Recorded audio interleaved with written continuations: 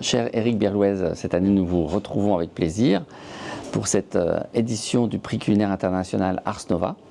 Donc cette année le thème c'est le canard, le thème qui a été choisi par le comité d'organisation, présidé par Emmanuel Renaud depuis plusieurs années maintenant avec grand plaisir. Nous nous retrouvons dans le restaurant d'Amandine Chéniaud, chez Pouliche dans le 10e arrondissement de Paris, et Amandine qui fait partie du comité d'organisation et qui est très souvent présente auprès des candidats comme jury de cuisine lors de la finale internationale. Alors cette année, le thème du prix culinaire Ars Nova est le canard. Et donc, quelle est sa place dans la gastronomie française? Eh bien, ce qu'on peut constater, c'est que depuis 3 ou 4 décennies, le canard est vraiment devenu un incontournable à la table de nos restaurants, de nos brasseries. Alors, bien sûr, c'est surtout le foie gras, le confit, les terrines, etc., le pâté de canard, le magret aussi, bien évidemment, qui a été inventé assez récemment, au début des années 1960, mais que les Français vont très vite adopter. En même temps, il ne faudrait pas non plus oublier tous ces classiques du canard à rôtir que sont le canard au navet, le canard aux olives, le canard aux cerises, le canard à l'orange, bien évidemment. On peut penser aussi à notre cassoulet national qui fait une belle place au canard ou encore au parmentier de canard. Quelle est l'histoire de ce petit volatile aquatique? Alors l'histoire, les origines, c'est évidemment les canards sauvages au pluriel, parce qu'il y a de nombreuses espèces de canards sauvages. On pense que ce sont les Chinois qui les premiers ont domestiqué des canards sauvages. D'ailleurs, les Chinois sont de grands amateurs, de grands consommateurs de chair de canard. Et puis ils ont développé des recettes comme le canard à la pékinoise, comme le canard laqué. Après les Chinois, mais sans doute peu de temps après, toujours dans l'Antiquité, les Égyptiens se sont mis eux aussi à élever les canards. Ils capturaient des canards sauvages dans les roseaux des bords du Nil. On sait que les Romains également, de l'Empire romain, les riches Romains, appréciaient la chair de canard qui pour eux était un mets de luxe également. Et en France ? En France, il semble que l'élevage de canards, tout au moins l'élevage à grande échelle, ne soit arrivé que récemment, c'est-à-dire au début du XVIIe siècle. On a des Hollandais qui sont à l'époque sous domination espagnole, qui vont s'exiler, qui vont arriver sur les côtes de Vendée, là où il y a des marais. Alors ils vont entreprendre d'assécher les marais, les polders, c'est leur spécialité aux Hollandais, mais ils vont également tirer parti de tous ces canards sauvages qu'ils vont trouver dans les marais et ils vont développer un canard qui porte aujourd'hui le nom de canard de Chaland. Pendant longtemps, on l'a appelé le canard nantais. Pourquoi? Parce que ces canards de Chaland, de Vendée, donc, approvisionnaient la ville de Nantes et au XIXe siècle, le marché parisien grâce au train. Et comme les canards étaient mis dans des caisses qui portaient le nom de l'étiquette Gare de Nantes, on leur a donné le nom de canard nantais, alors qu'en réalité, ils viennent de cette région de la Vendée, la région de Chaland. Ça me fait penser, puisqu'on parle du XVIIe siècle, d'une recette ancienne.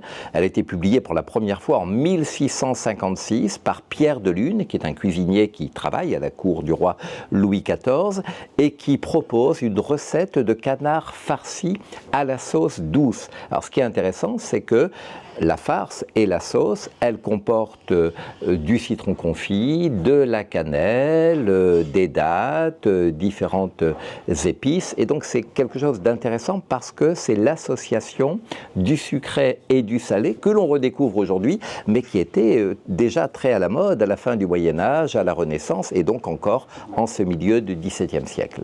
Mais il y a canard et canard. Il y a beaucoup d'espèces de canards sauvages, je l'ai dit. Alors, celle qu'on connaît le mieux, c'est le canard colvert, le canard qu'on va trouver sur les plans d'eau de nos parcs et jardins urbains. Et ce canard colvert, il est d'ailleurs, par sélection, par croisement, à l'origine de la plupart des races de canards domestiques que nous avons aujourd'hui. Mais il y a un autre canard sauvage, le canard musqué, qui lui est originaire du continent américain, d'Amérique du Sud plus précisément, et qui va être domestiqué, donner naissance au canard de Barbarie. Alors les Européens ne vont le connaître que récemment, puisque ce canard de Barbarie, il va arriver en Europe lorsque les conquistadors espagnols reviennent du Nouveau Monde. C'est un canard maigre, un canard qui est utilisé comme canard à rôtir. On a aussi d'autres races de canards domestiques. J'ai évoqué le canard de Chaland, il y en a un autre connu, une race locale, qui est le canard de Rouen. Et puis, on va réaliser des croisements entre le canard de Barbarie, donc ce canard américain, avec des races locales de canards, françaises, européennes, Et on va obtenir le canard mulard, qui est le canard gras, qui est le canard que l'on va utiliser pour produire le foie gras, les magrets, et qui va être vraiment le canard à foie gras, résultat de cette hybridation entre le canard de Barbarie et les canards locaux. Le canard a fait aussi l'objet de recettes devenues mythiques. Oui, il y en a 3 qui me viennent à l'esprit. Il y a le canard à l'orange, il y a le canard apicius, et puis il y a le canard au sang, qu'on appelle aussi le canard à la presse. Et ça, c'est vraiment un mets qui va devenir emblématique à l'étranger de toute la gastronomie française. Et ça, on le doit à un chef cuisinier qui s'appelait Frédéric Delair et qui était le chef cuisinier de la Tour d'Argent, un restaurant prestigieux, un restaurant historique très ancien, qui existe toujours d'ailleurs sur les quais de Seine, pas très loin de Notre-Dame de Paris. Et donc Frédéric Delair va avoir cette idée de faire du canard au sang une spécialité de son établissement. Alors c'est pas lui qui va inventer la recette, elle avait été mise au point par un aubergiste de la région de Rouen, mais l'innovation, ça va être autour du rituel du service qui accompagne la présentation aux convives de ce canard. Donc on amène le canard sur la table, on le découpe en faisant bien attention à ce que le couteau ne touche pas le plat, donc tout l'art de la découpe est déjà mis en valeur, et puis ensuite on prend la carcasse du canard et sous les yeux des convives, on la met dans une presse pour en extraire le jus et le sang, puisque le canard n'a pas été saigné, et avec cette sauce, on va la mélanger avec du foie écrasé, le foie du canard bien sûr, avec de l'alcool type Madère, Porto, Cognac, des épices, du poivre, et donc cette sauce va servir à accompagner ce canard au sang qui devient vraiment un mets tout à fait prestigieux, et les têtes couronnées, les grandes personnalités vont se précipiter pour déguster ce canard. Et là, Frédéric Delair a une autre idée qui est de remettre à chaque convive, à chaque client, une carte, une espèce de certificat qu'il va signer, le client, et qui porte le numéro du canard qui a été dégusté. Alors, on a le président américain Theodore Roosevelt, on a la princesse Élisabeth d'Angleterre, Charlie Chaplin, plus proche de nous, Bill Gates, qui vont repartir avec leur certificat. Et aujourd'hui, au jour d'aujourd'hui, il y a presque 1 200 000 canards qui ont été dégustés à la Tour d'Argent et donc 1 200 000 cartes qui ont été remises aux clients. Il y a 2 autres recettes dont il faut que tu nous parles, c'est le canard à l'orange et le canard apicius. Le canard à l'orange, il a été créé en 1945 par un chef français, René Lasserre. Alors on connaît le canard à l'orange, c'est un canard à rôtir qui est farci, qui est accompagné de rondelles d'orange, souvent servi avec des pommes soufflées, et il va avoir très vite un succès international. D'ailleurs en 1967, une pièce de théâtre anglaise va porter ce nom, le canard à l'orange. Il y a le canard apicius, un peu plus récent, 1970, c'est un autre chef français, Alain Sandrins, qui va le créer. Donc c'est un canard qui va utiliser comme accompagnement une sauce et une farce avec pas mal d'épices, des dattes, de l'amande fraîche. Ça rappelle un petit peu le canard dont on a parlé tout à l'heure, de Pierre de Lune, 1656, le canard farci à la sauce douce. En termes de nutrition, que peut-on dire de la chair du canard ? La chair du canard est une chair qui est appréciée, elle est peu calorique, elle ne fait pas prendre de poids si on la mange évidemment avec modération. Elle est riche en protéines, elle comporte également beaucoup de fer et puis d'autres minéraux, oligo-éléments, vitamines du groupe B, etc. Alors bien sûr il y a la graisse du canard, mais celle-là on peut l'enlever assez facilement parce qu'elle est localisée entre la peau et la chair, et puis on dit que c'est une bonne graisse qui, disent les nutritionnistes, renferme des acides gras insaturés. Le canard est-il toujours aussi apprécié des Français ? Les Français apprécient beaucoup le canard. D'ailleurs, la France est, après la Chine, le 2e producteur mondial de viande de canard.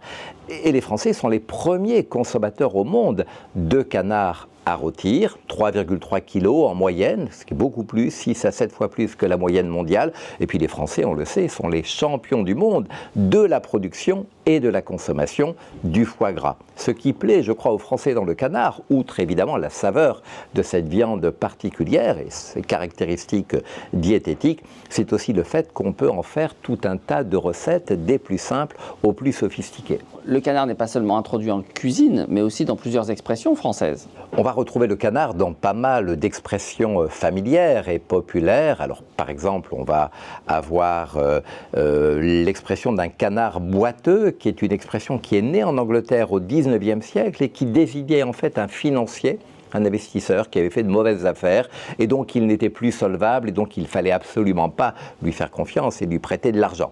On a tout un tas d'expressions encore utilisées pour certaines, marcher en canard avec les pointes de pied tournées à l'extérieur. On a prendre un canard qui est l'expression qui signifie tremper un morceau de sucre dans une tasse de café ou dans un verre d'alcool, peut-être parce que le canard plonge dans l'eau. On parle de froid de canard également. Quand on veut parler de quelque chose de pas terrible, d'assez médiocre, on va dire ça ne casse pas trois pattes à un canard. Et puis également, quand on parle d'un journal, on utilise parfois l'expression lire le canard. Alors l'origine n'est pas très claire, mais ce que l'on sait, c'est qu'au XVIIIe siècle, eh bien, le terme de canard s'appliquait à une fausse rumeur, peut-être que l'on répétait, comme le coin-coin du canard, une fake news, on dirait aujourd'hui. Et puis ensuite, cette expression parler d'un canard à propos d'une fausse nouvelle, comme elle était colportée par le journal, eh bien, ça s'est appliqué au journal lui-même. Il y a aussi l'expression être un vilain petit canard, ça fait directement référence au célèbre conte d'Andersen, conte du XIXe siècle, qui raconte l'histoire d'un petit canard qui en réalité n'en est pas un, mais qui est rejeté par les siens, par sa famille, par ses proches, parce que justement, il ne ressemble pas à un petit canard. Donc, cher Eric, je te remercie à nouveau pour tout ce travail de recherche, pour cette édition du prix culinaire international Ars Nova de cuisine d'auteur.